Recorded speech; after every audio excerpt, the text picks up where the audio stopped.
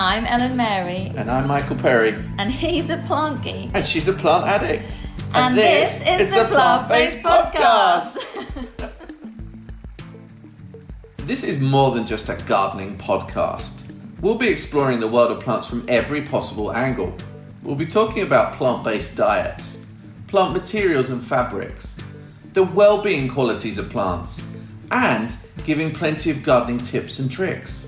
So we'll be chatting worldwide to companies and individuals that are being creative with plants in new and exciting ways. From fabulous flower crowns to foliage-filled lounges. Botanical moisturisers to bamboo clothing. It's all here. And it's all made of plants.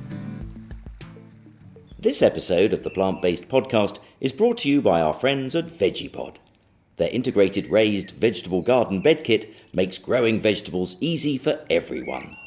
With self-watering features and protective canopy, with VeggiePod you'll be harvesting your own produce in no time. Available in 3 sizes to suit any garden. Visit veggiepod.co.uk and enter PBP10 for a special discount as a PBP subscriber. So today we're in a really pretty cut flower garden down in Diss, just outside of Diss, and it's called Gabriel's Garden, and we are amongst some beautiful eucalyptus and all kinds of lovely cut flowers. It's dahlia heaven and here with Gabrielle. So we are going to find out a little bit more, aren't we, about your garden and how it all started, and then later on in the podcast we'll find out some tips and stuff for listeners to take away to grow their own cut flowers as well. Just to set the scene for listeners, we've had some lovely tea and coffee. We're sitting on some pallets. There's a wasp's nest close by, and there is a dog that's literally wrapped around our feet. Can I just point out, it was nice coffee as well. When Gabrielle asked me if you want a cup of coffee, I said, is it instant? She said, no. I was like, phew. I'm a coffee snob. Coffee. We need coffee. Michael is a coffee But I snob. didn't expect that in the middle of the South Norfolk countryside. Am I Norfolk or Suffolk? I'm not sure, You're actually. in Norfolk. Norfolk. Okay, cool. This is definitely Norfolk. Getting a muddle with that But one. we've had lovely fennel tea and lovely coffee. I know we've established that now, which is great. There's some lovely greenhouses around, and it just looks like a really relaxed place to be, where you are amongst nature, aren't you? Absolutely. So tell us, Gabrielle, where did your love of flowers begin? Because I know the business is relatively new, but for you, like when you were a child, what memories do you have of flowers, and how do you feel that inspired you in the present day? I think there's all sorts of influences, actually. Some really young ones from when going for walks as a very young child and being at the height of certain sort of hedgerow flowers, to being taken to Kew Gardens on sort of weekends when as a small child in London, and seeing quite formal gardens, greenhouses. And then moving out of London as a young teenager and into Suffolk and the wilds. Big change, huh? Massive change. And being let loose, really, and becoming slightly feral. And just going out and exploring and finding common lands and hedgerows. Yeah. And seeing the wild stuff and understanding and looking at it in detail and realising that the colours work together, the shapes, the textures. So I know that's sort of in there. And it was parked for a while. I've had my family, got involved in community stuff. And then as they gradually got older, can you hear the glider? Yeah, we can hear the glider. It's okay. It's a really synonymous sound with South Norfolk, because it's a really popular gliding club. Oh, beautiful. So we often have it. Just go back slightly. It's yet another plant lover on the podcast whose love of plants started when they were younger, as a child, and being allowed to be outside, enjoying nature. Almost everyone we talk to has that link back to being a child, don't It's really they? interesting, but obviously it didn't manifest for you straight away. What did you do when you left school? Was it very different to what you're doing now then? Gosh, I did all sorts of things Yeah? when I left school. But I've been a nothing to do very with much plants until no, recent not years. at all. Absolutely, lots of different stuff. I've had a big family. I have 4 children, so a lot of my work revolved around children. Lots of creative workshops, lots of creative activities, lots of community stuff. Okay.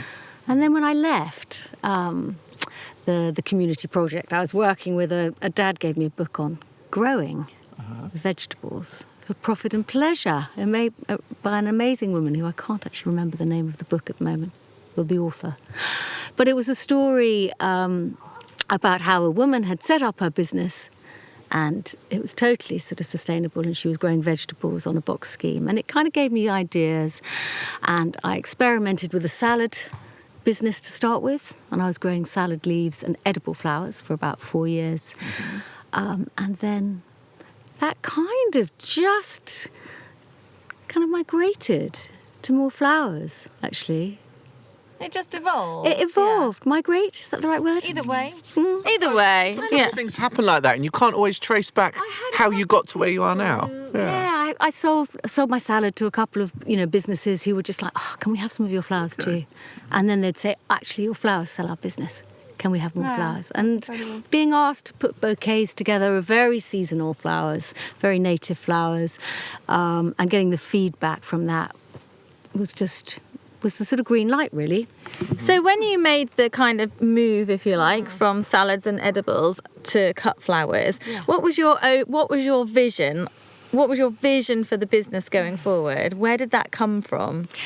It came from a realisation that it was incredibly difficult to buy seasonal flowers. Yeah. So flowers of the moment, and actually if you've got an occasion that's incredibly important or sentimental or emotional, like a wedding or a funeral, then actually those flowers really represent that moment in time.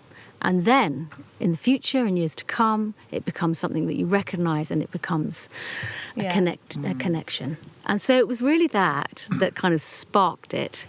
And I could just see this garden before it was even started, really. And I wanted to be able to grow flowers that, from February, March through to the winter, and sort of note those seasonal changes and the colour palette and that sort of thing. A lovely vision to have. I think that's great, and I love the fact that this type of cut flowers, like British cut flowers, is then flowers that you recognise, perhaps ones that have been grown in your parents' garden, your grandparents' flower patch when you were a kid.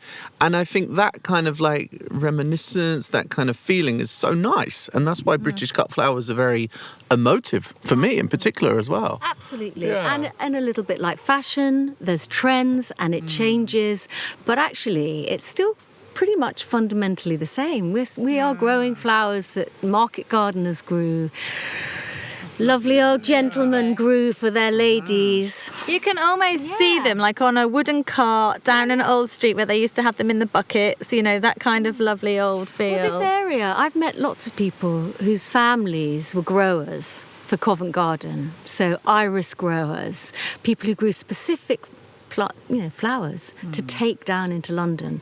And so I think it was quite traditional in this area for people to be doing that. It must be a good soil. Have you found it's good soil here? I've got challenging soil, actually. I have got quite challenging soil, but it's just I've gone through lots of processes in my growing and my learning about growing. I didn't study horticulture, so I've sort of had to figure out things. And the land I took on was a waste ground, so it was full of all sorts of rubbish and bits and pieces, and the land. There are 4 houses knocked down here, you said earlier. So there were buildings here, and actually you could tell where the vegetable gardens were. Okay. From sort of 50, 60, 70 years ago, because the soil structure is very different in different parts of the garden. So I bring in a huge amount of organic matter. I now sort of work on a very sort of no-dig, minimal dig method, and actually that's really helped. Yeah, really allowing the soil to do its best for you. And then all that microbial stuff, all the insect life starts from the soil. Yeah. So if you look after that, then actually I think everything else follows. That's right. So, you've got a lot going on here. How you had this vision of what you wanted, and you just said that you could see the garden. How did you start it? Like, how did the journey begin? Gosh. That's a big question. That's a massive I like the big questions. Then I don't have to speak for so long. I think I started with that thing where you grow annuals and you grow them for the summer and you cut them and then you're done. Yeah. So I started with farmers markets. So I really probably was productive from June to September. Okay. And then I realised, of course, I needed my perennials and I needed foliage stock and I needed fantastic roses. And I gradually established those statement flowers. from I've March. seen the rose hot chocolate. She's gorgeous. So nice. She's gorgeous.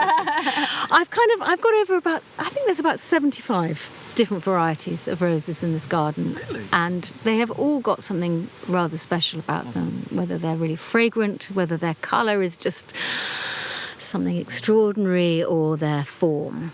And I grow for rose hips for the winter. So the idea is that I can use the things that I grow during the summer for the autumn and the winter too. Yeah.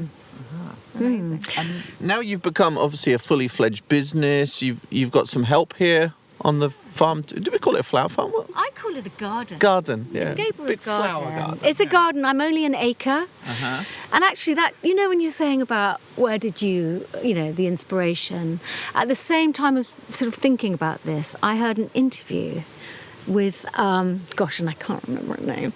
Anyway, on Woman's Hour. And it was the beginning of the Flowers from the Farm movement. And she was talking about how we needed to reconnect and relearn and rediscover British flowers. And that was back in 2012-13. And it reinforced my kind of, that vision really, to hear somebody else talking about it. And so, yes. It's been there all along, actually. So actually, Flowers from the Farm then, can you tell us a bit about that and how you are linked to Flowers from the Farm? Yeah, sure. It was set up back, I think it was 2013. And the idea behind it was to create a network for growers, flower growers, flower grower florists and florists to access British flowers. And it's taken a little while to get going, but now the profile's really good. We're winning awards at Chelsea and Hampton Court, and I was at Sandringham a couple of weeks ago, actually. Feels like a couple of months. Yeah. And we have a fantastic display of British flowers that are sort of gathered together from the different growers around the country. What it does for me as a grower means I've got a network that I can tap into.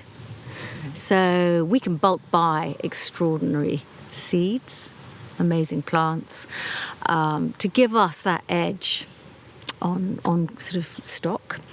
And it also means that anybody around the country, if they want to buy British flowers, can go on that Flowers from the Farm website, look at the map, find out where they want to send flowers, go to the place, and they'll find a grower florist who will be able to deliver those flowers, which means the air miles have gone, the road miles are minimal, and you're going to get something seasonal.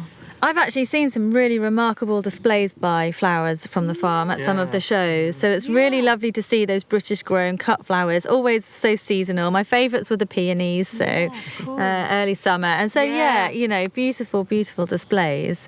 And so important, like you said, with the air miles and not bringing, buying flowers from the supermarket is never as lovely as... They're never that they nice are anyway. never The roses nice. don't have fragrance, the carnations don't have fragrance. Exactly. They're not grown for that reason, are they? So They're grown for a quick fix, Yeah. really. And that's vase life either. Well, no, but they, I'm not going to knock it too much because they serve a purpose, and actually that's what some people like. But there's another way. there is definitely another way. It's much more sustainable, and actually I think people get a lot more joy. Yeah, I agree. I guess the only thing that it doesn't help with is if you've forgotten someone's birthday and you need to buy some flowers quickly from a garage forecourt. That's the only time that those I don't know who sort of does flowers are good for us, that anymore, Mr. Gee. We are Maybe I'm I disappointed. was going to say, you've just owned up. We are disappointed with you. Absolutely. Well, if I deliver Next you a time- sad bunch of carnations, you'll know why. Next time, you just go onto that website, go Yeah, onto that true. Flowers from the Farm Plan ahead, website. plan a little bit. And of course, if you grow your own cut flowers, then you can take them yourself from your Yeah. garden. I tell you what, it doesn't take very much to put a little posy together. I tell you, Incredible. a few years ago, a friend of mine invited us for dinner round one of their friends' houses, and we didn't know each other. And I think the person who we were going to, Louise, bless you, if you listen to this, you know this story. Louise, we went to Louise's house, and I think she was a little bit nervous, perhaps, or she was unsure of us. We were new, you know, part of a new friendship group, if you like. Cooking dinner. Yeah, and cooking dinner for us. It's like a bit, you know, it's quite a big thing. And I thought, well, what can I do? You know, I can go and buy flowers, but I don't want to do that. So I picked loads of herbs and made a bouquet out of the herbs. And some were cool. Yeah, some were in flower, some weren't. And then I wrapped them in some silver foil and put a ribbon around them, and that was what I took to her. And she said that when I gave her those, she knew that I must be all right.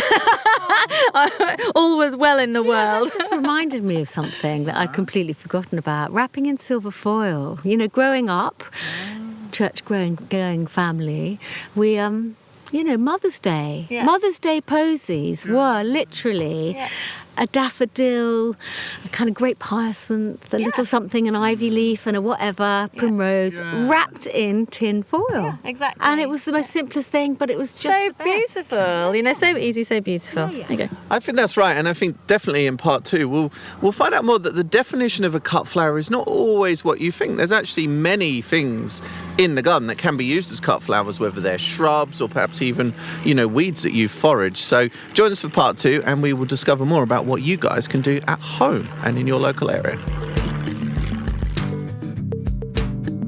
This episode of the Plant-Based Podcast is brought to you by our friends at VeggiePod. Their integrated raised vegetable garden bed kit makes growing vegetables easy for everyone. So we're back here with Gabrielle from Gabrielle's Garden, who's currently munching on a tomato. So we started recording as she's got a mouthful, basically. It's because we're working here with a photographer today, and she actually brought us, as a gift, a popcorn box full of tomatoes. So they're popcorn tomatoes. And they are really I smell tasty. a new marketing ploy there. Yeah, it was very clever. And it all matches as well. Like the popcorn tub is red, the tomatoes are red, it all looks very nice. That had to come from a photographer, huh? All that creativity. Anyway.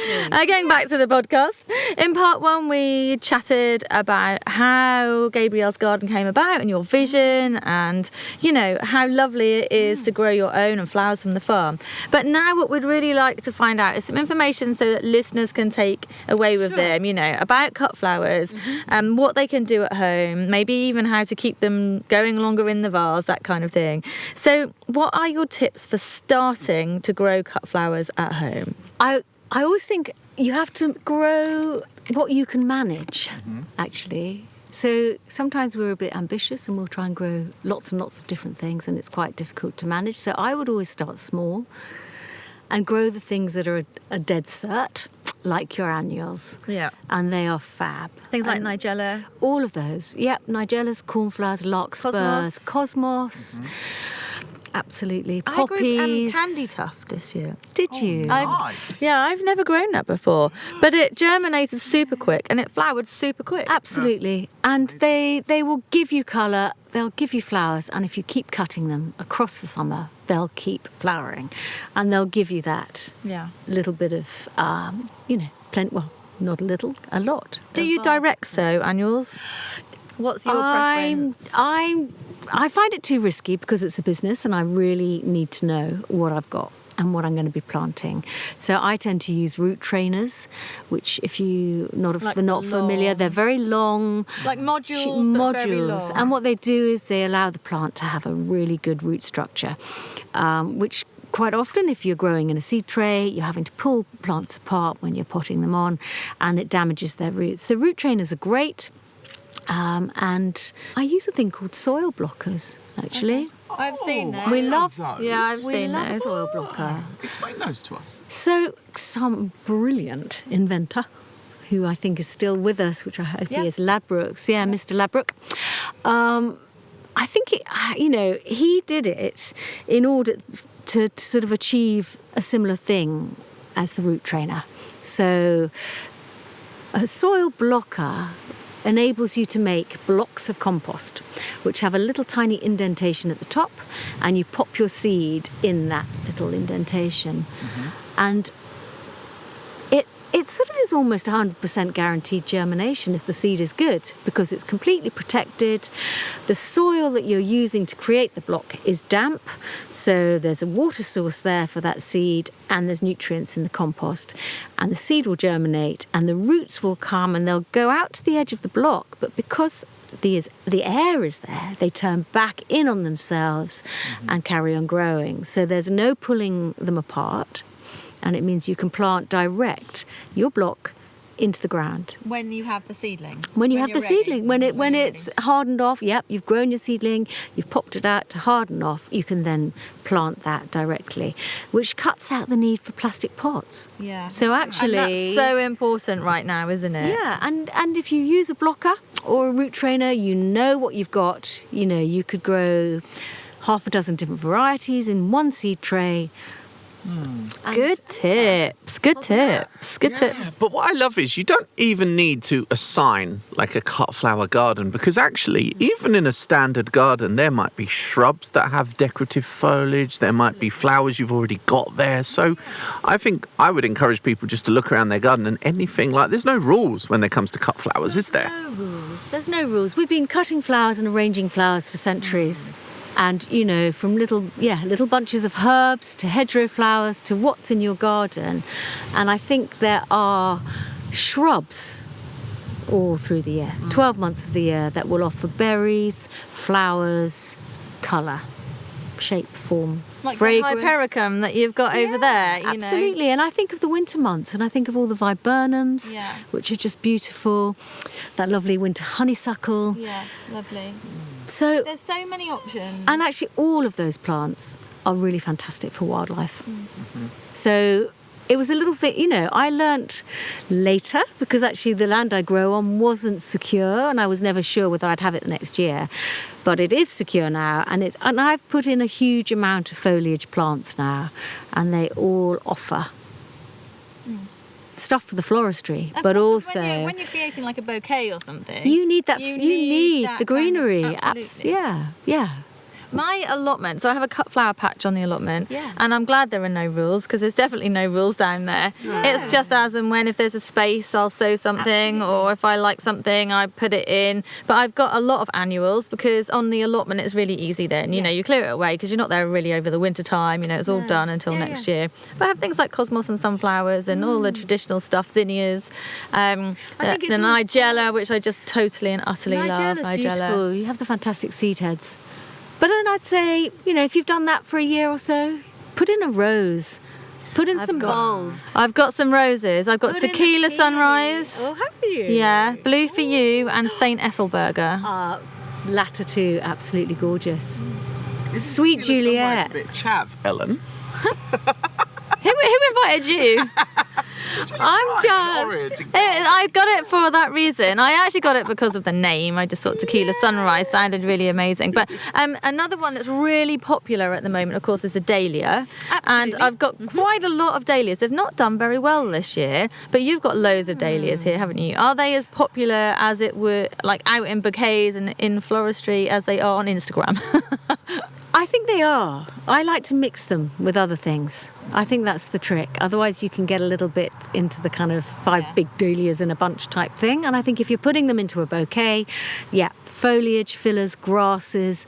At this time of year, the zinnias are just coming in, and there's lots of perennial flowers that help soften the big, bold shapes, actually. I do love a dahlia. I didn't like dahlias to start with.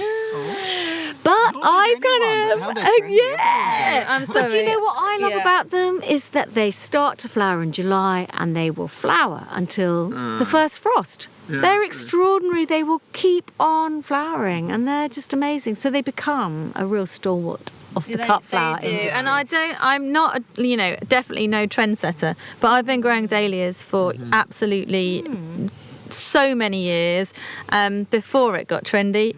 Get me. But I'm just so pleased that it has caught on, because they do provide so much colour right up until November. Absolutely. You know, some of them will last so long, and there's so many varieties. So many varieties and so many colours that you could just pretty easy to grow. Pick out 5 tubers of different colours, shapes, and that would be great to pop in as well. And then you start to kind of extend that annual flowers into something else, and you can then. And don't you leave your dahlias in the ground sometimes as well? First year. How did it go? I'm feeling good. I'm feeling pleased about it, actually. Because I think actually our flower season is now much longer. I don't think winter really starts, or cold, wet autumn starts until November, and so the flower season really goes up until the end. And it's quite tricky for me because I do a lot of Christmas stuff to actually get them out of the ground, and there's over 150 tubers in the dahlia patch. And I did it for 5 years, digging them up, storing them, losing the odd one, kind of worrying about them when it was frosty, trying to keep them covered up. And actually, I've sort of run out of time now, and I left them in and I mulched them, and I actually think that's the key. Leave them in and give them a good mulch. It's like putting a little blanket on, and they came back really strong, really healthy. And I'm not lifting mine. Mine don't lift. I would say, actually, I would say a good 90. Wow. I would say that, and I'd say when I lifted them, I would always lose 20%. Quite a high, well, maybe not, 15, 20%. Okay. And always the ones you love. Basically, if you give them a good mulch rather than lifting them, you're still on for about the same amount that you would have anyway if you'd lifted them. I suppose the only disadvantage is if you want to take cuttings and get those cuttings growing. Yeah, but you could lift But you could lift the ones that you wanted to take cuttings from and propagate and keep them. I wonder if it's anything to do with our warmer winter though, because in years gone by our winters were so cold that they had to be lifted. But then I think when it's so cold, we had a couple of years back, we had about a 2-3 week period of minus sort of 6s. Yeah. And that was quite tricky to keep them all warm enough. So I actually think they're better off in the ground. Ground temperatures, you might have frost on the top, but actually to really get down 6 inches. It's got to be something really heavy. Yeah. Okay. How about, I want to touch on just growing sustainably, because you talked about using soil blockers, so you're growing potless almost, but you're also making your own compost here as well, aren't you? And there's quite a factory going on, a compost factory. System, and it's really exciting, actually. I'm really excited about it. Yeah, just run us through that briefly. Well, as I say, I use a lot of mulch, and I buy in a lot of mulch, and that tends to come on a tractor and trailer, and so therefore, and local, so that's pretty good.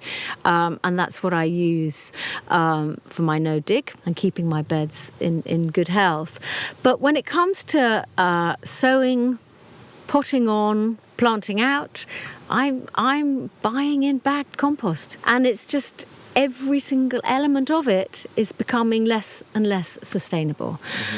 And I'm trying very hard to produce enough to use for myself. And actually, as a garden, just under an acre, it produces vast amounts of green waste. So I've invested in a shredder, and I chop everything up into tiny pieces, and I've got a wonderful barrel that is sort of keeps it all aerobic and microbial, and it's fast. So instead of I used to have those heaps at the bottom of the garden that sat there for a couple of years, and I'd maybe get a third of the bottom that was useful. Now it's all about creating very useful stuff all the time.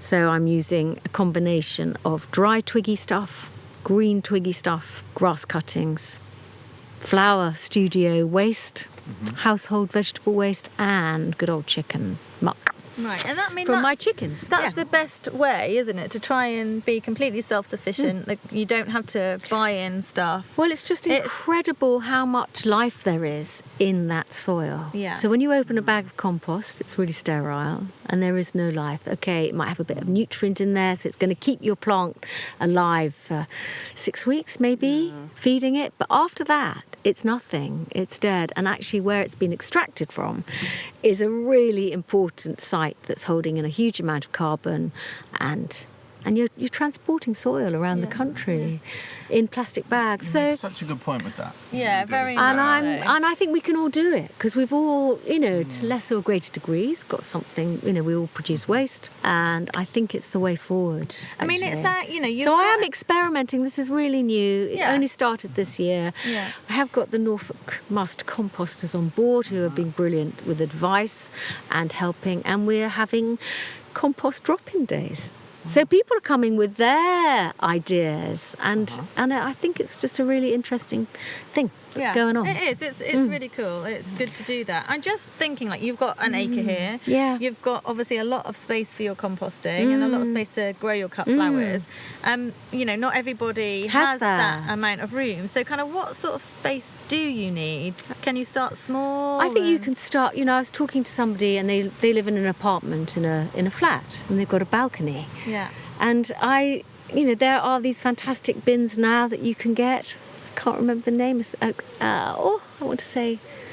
Fantastic bins. Fantastic bins. Let's call them a fantastic bin. Anyway, they look like a very small dustbin and you can put your food waste into them and you sprinkle some bran, like stuff on top, and it starts to compost. Okay. And it produces a fantastic plant, liquid plant food, and once that bin is full, you have 2 on the go, and then you can use that to top up your plants on your balcony. So that's on a really small scale. So you can compost on a small scale, you can grow cut flowers on a small scale, because if you've got pots or containers on a balcony, you can still grow plenty of, especially annuals. Absolutely. And I think you're right about the herbs. I think herbs are fantastic. Perfect, yeah. Absolutely. Oregano flowers, dill flowers, beautiful. So pretty. Absolutely. I think mint flowers and the hoverflies, of course, I love use a mint lot flowers. of mint, actually. Yeah. So encouraging wildlife, of course, is super important as well. How about longevity? Because, which cut flowers that you grow here, which last the longest in a vase and which have the shortest life?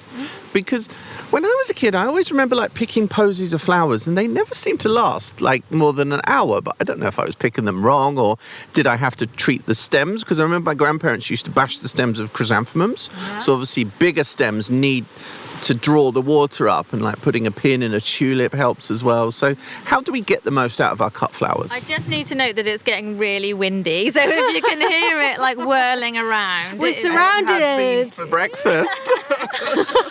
No, we're surrounded by oak trees and a large hedge. I think that picking the posy and it wilting is a really common thing, and I think that's actually become a bit of a, British flowers, do they keep? Do they last? And actually, I think the problem with that was, I used to do it myself too. You'd go out for a walk, you'd pick a few bits, they'd be beautiful, they'd be in your hot hand for half an hour, you'd get them home and you'd pop them in some water and stick them on the windowsill in the sunlight and they'd be all floppy. And actually, flowers need a really good drink. And they need to be somewhere nice and cool. And actually, so if you cut flowers for vases, it's, as a cut flower, you have to get them in water as soon as possible. Yeah. And that's the thing. And they need to have a lovely long drink before you then do your arranging. So keep them somewhere cool, 6 to 8 hours overnight, and then bring them into the house and put them in a vase and even snip their ends so that those stems can drink some more. So I think it's all about the conditioning. There's so many different varieties of plants and there's so many different displays that you can make. Yeah. But what about dried flowers? Because when we went into your little studio, you've got all these amazing dried flowers and seed heads. How do we go about doing that? Absolutely. Well, I think actually when you start to grow flowers, you start to realise that when they go over, they produce a seed head. And some look absolutely And some stunning, of them are amazing. You talked about Nigella, which is fantastic. There's a wonderful Scabia stellata, which is another one, ping pong, which makes great shape. And there's poppy heads. There's all sorts of things. But, I grow sea lavender, linoleum, which is a wonderful flower when it's fresh, but it also dries really well. All the Eryngians will dry and keep their colour. Straw flowers, good old helichrysums. We talk about trends. They're very, very fashionable now, and they're a beautiful fresh cut flower, and they dry. How do you dry them? What do you do? What's the best thing to do? Oh, now there was a real kind of debate about this, and this is one of my other early experiences that I've just remembered. My first job was on a flower farm when I was 12, and I cut helichrysums. And I think we were paid 0.5 for 15 heads, which is like madness. I am quite old. But as a 12-year-old, going home with my £1.67, wow, that's cool. And then you used to cut them. They used to go into the shed, and they would wire them immediately and hang them upside down, wired. And that's a pretty good way of keeping them if you're going to use them for floristry later on in the year. But I tend to just bunch them and hang them upside down because actually I want to use them in wreaths. I want to use them in all sorts of different things. So if I needed to, I could wire them later. Okay. And actually, I haven't got the time. Okay, that's to wire. And that's a good tip. Not everyone can sit around wiring stems of plants. No, it's just too much. And I ain't got time for that. I haven't got no time for that. No. And actually, they look gorgeous hanging upside down. Most things like to dry upside down. Okay, so upside down. Yeah. Upside down. Me Dry too, your flowers yeah. upside down. You like to dry upside down? That is an image I really I know. So I think we covered a lot of tips for people at home. We've covered fresh flowers, how to get the best out of them. We've covered how to dry your own flowers too.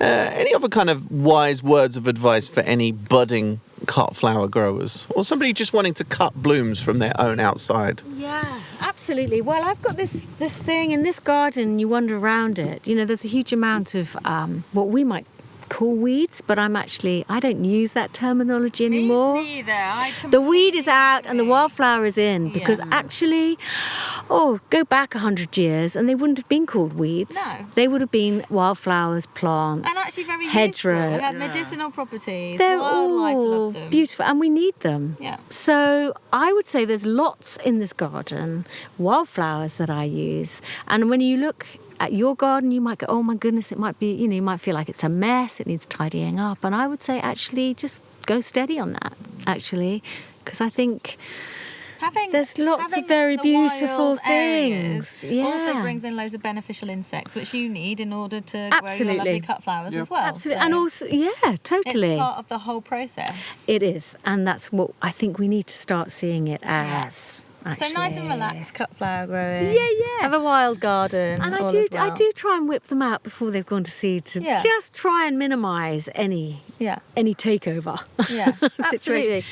I use them as mulch. I use a lot of weeds in the early part of the year to keep my soil covered. So we won't call them weeds. We'll call them wildflowers. But I think we need to make a new name up in the horticultural world for what we would class as weeds. My wildflowers. No, you wouldn't. Well, I think that's. Well, you might. You might. No, you wouldn't. No. I think it's really enlightening and it's made me even more enthusiastic myself about growing some more cut flowers on my plot. And I only have so much room to do it, but it's definitely expanded my mind about what I might like to grow for next year as well and ways of doing that. So, I hope listeners at home have got some really useful information, because growing cut flowers is really satisfying. There's nothing like going to your plot or into your garden, cutting a few flowers, giving them to family or friends, and seeing what insects are visiting. and enjoying the insects, and the wildlife. That's part of it as well, actually, in this garden. Thank you so much. It's been lovely sitting here, and I can smell manure. I can smell something manure-like. Oh, sorry, it's Michael. Oh, is it you, Michael? I've been working out some words of wisdom in my head. I'm going to give you a closer on this, right? Oh. It might not be about growing your own cut flowers, but it might be about cutting the flowers you already have. Oh. Is that nice? That's nice. I'm going to put that on a plaque and we'll put it up in your shed. You're good. Okay. You're good. You're good.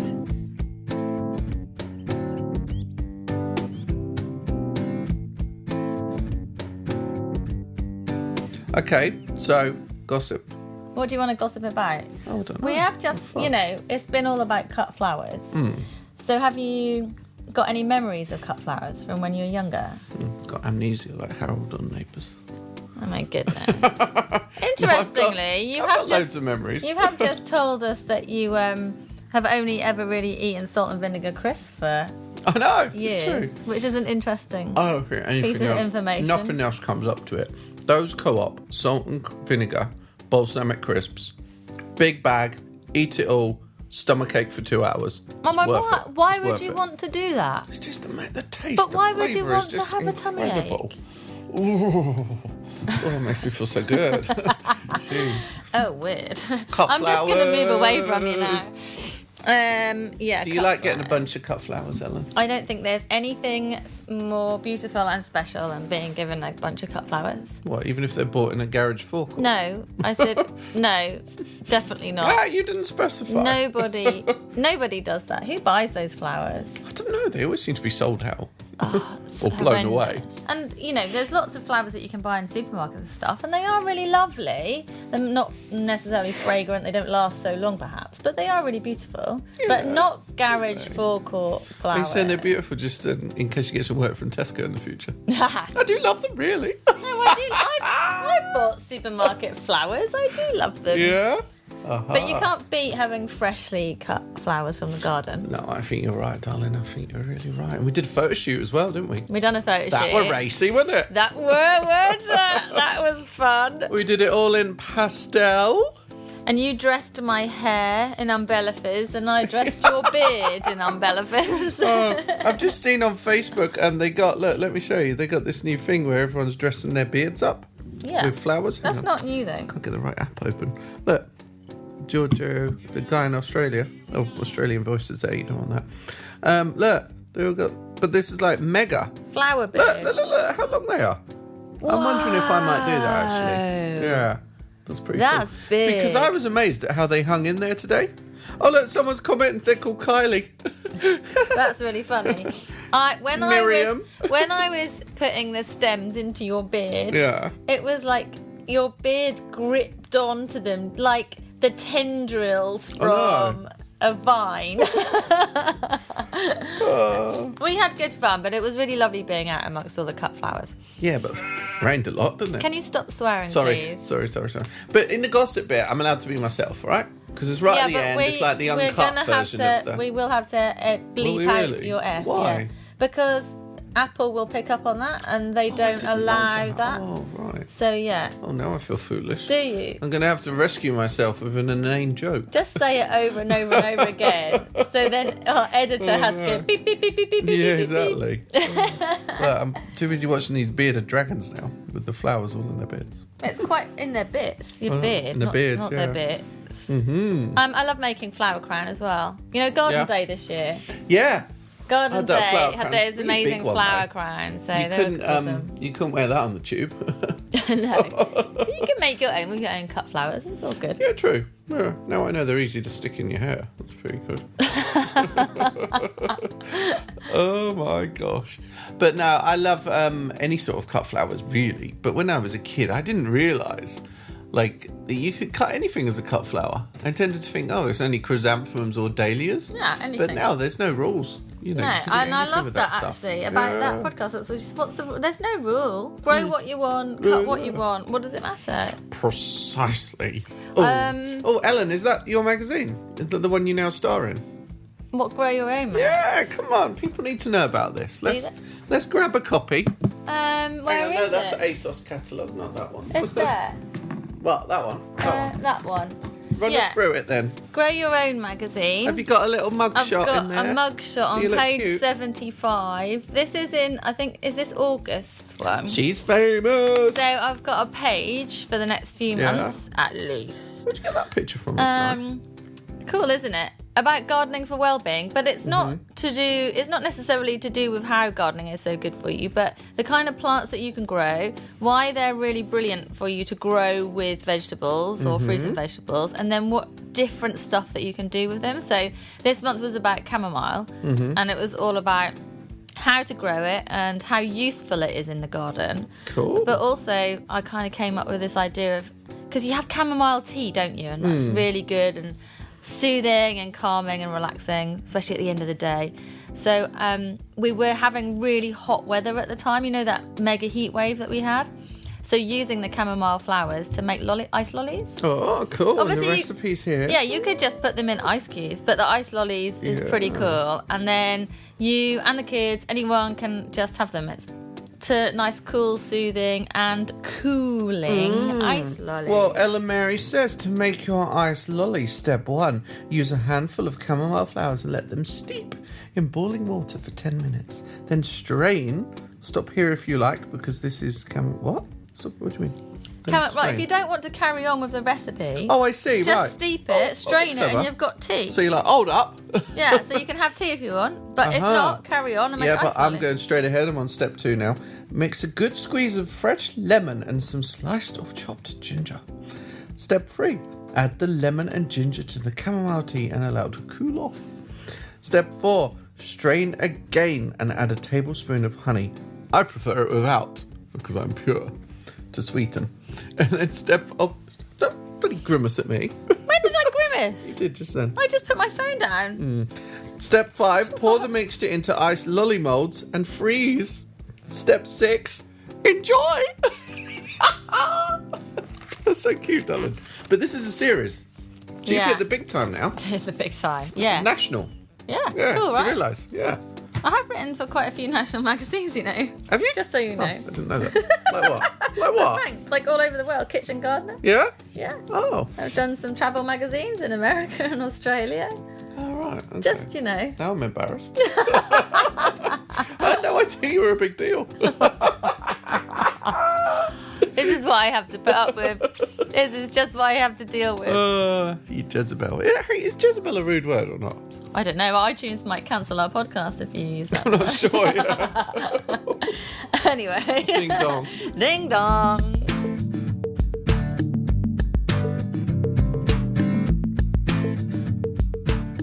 Today's podcast partner is VeggiePod, the integrated all-in-one garden bed suitable for anyone interested in growing your own. You'll be amazed at how quickly your vegetables grow in a VeggiePod, and as a special offer for our listeners, VeggiePod are offering PPP subscribers 10% off any sized VeggiePod when purchased with a stand or a trolley. Simply go to veggiepod.co.uk and enter PBP10 on checkout. Thank you so much for listening to this episode of the Plant-Based Podcast. Have a browse of the rest of the library or hop on over to the website, which is theplantbasedpodcast.net. You'll also find our social media links. Please connect with us and let us know about any plant-based projects that you think we should be covering on the show. And make sure you subscribe to our podcast so you'll be the first to hear the next episode. We're releasing once a fortnight. So until next time, enjoy the world of plants.